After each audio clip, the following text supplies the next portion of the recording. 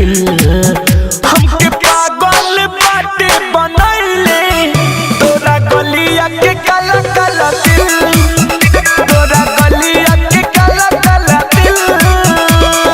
DJ विकास रीगा सीतामढ़ी ज्योति recording studio घोड़ा सहन लखान।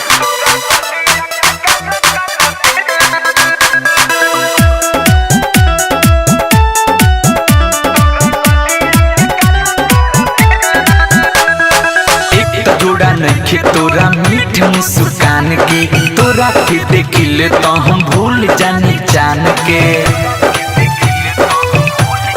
हाँ हाँ हाँ एक जोड़ा नइखे तोरा मीठ मुस्कान के तोरा के देखिले तो हम भूल जानी जान के। ना तोर जोड़ बाटे सूरत भी जोड़ बाटे आदे उखिया लगे तो हर दिल हमके पागल बाटे बनैले तोरा गलिया के काला काला दिल तोरा गलिया के काला काला दिल।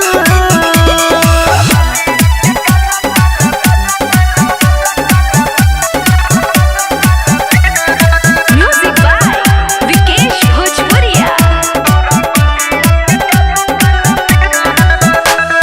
चले जब रहिया में नागिन के चाल हो अल दिला ओसुक बाटे देखी के बेहाल हो। हाँ हाँ हाँ चले जब रहिया में नागिन के चाल हो विकेश भोजपुरिया बाटे देखी के बेहाल। हाथ हिलावेलू जब नजर मिलावेलू जब आदे देखी के मन हो लागिल हमके पागल बाटे बनैले तोरा गलिया के काला काला दिल तोरा गलिया के काला काला दिल। हमके पागल बाटे बनैले तोरा गलिया के काला काला दिल तोरा गलिया के काला काला दिल।